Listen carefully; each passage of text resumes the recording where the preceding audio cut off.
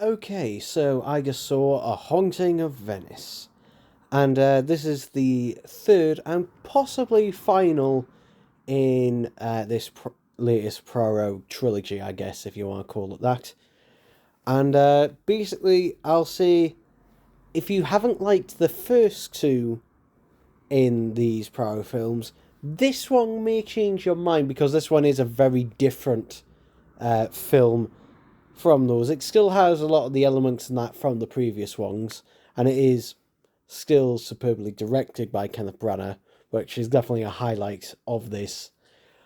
And I'd also say I'd probably recommend it as well to maybe horror fans. Maybe I don't know.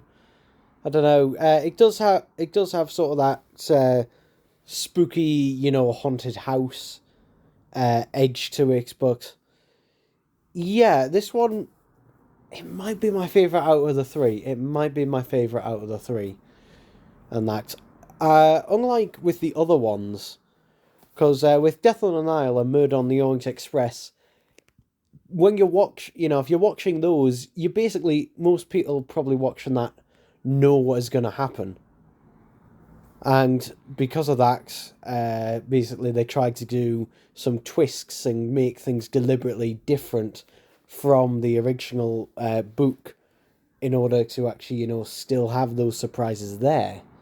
However, with this one, since it's a one that, based on a book that I never had heard of, and as far as I'm aware, I think the only other adaptation of this is possibly the Poirot TV series that ran from the late 80s all the way up until I think 2014.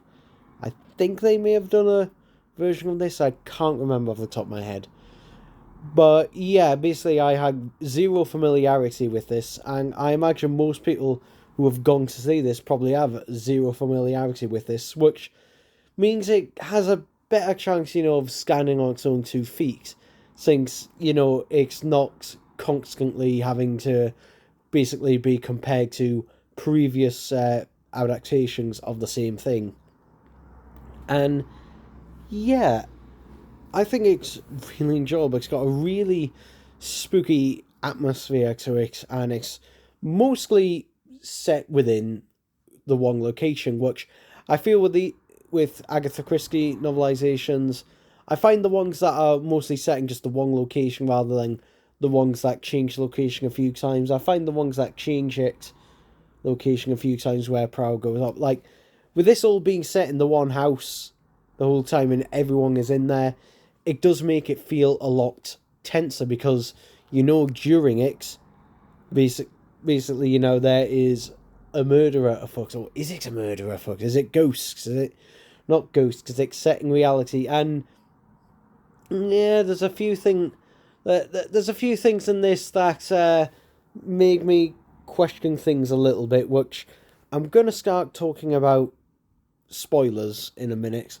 But suffice to say, one, if you enjoyed the previous two films, you'll probably enjoy this one. If you didn't, there's a chance you might enjoy this, because again, it is very different. And yeah, it does have a very sort of Halloween sort of atmosphere and that to it. And yeah, I can't really say much about it because, again, it's a murder mystery. I'm not going to spoil the murder mystery at all in this video, but I am going to have to talk about some spoilers. So yeah, spoilers in 3, 2, 1.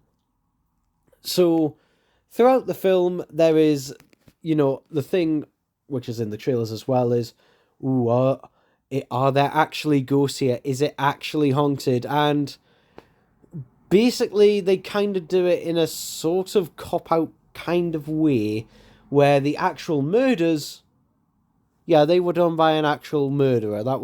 Which is something that I expected pretty much knew was going to happen. But the other part, which I don't know whether was in the book or not, because again, haven't read it, sorry, is that there is also the suggestion that there is actual ghosts. For example, the murderer is literally pulled to their death by a ghost.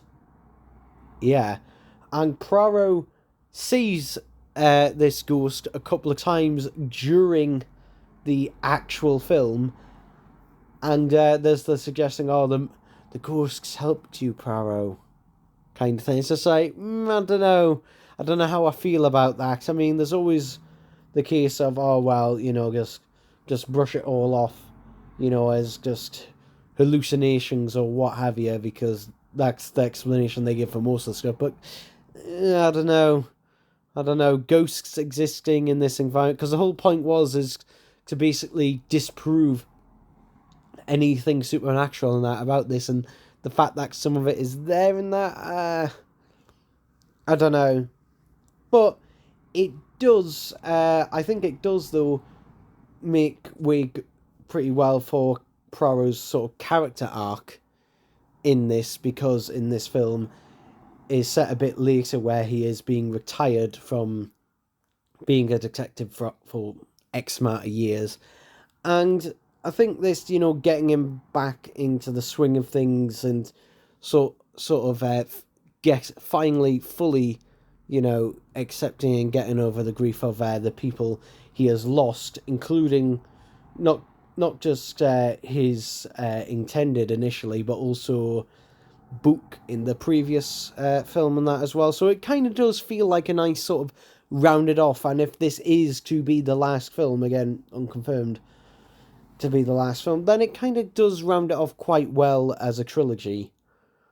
I'm hoping that isn't the case. I'm hoping we will get more, and I'm hoping if it does continue that they continue to choose more obscure books rather than, I think this was a necessity, though. I think this has done them more of a benefit than the previous, yeah.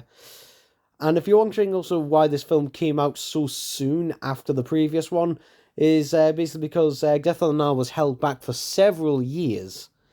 Yeah, because of COVID and that. But yeah, overall, I do highly recommend this film. I highly recommend you go see it. And it's definitely one I'm going to pick up on 4K Blu-ray when it eventually comes out. So yeah.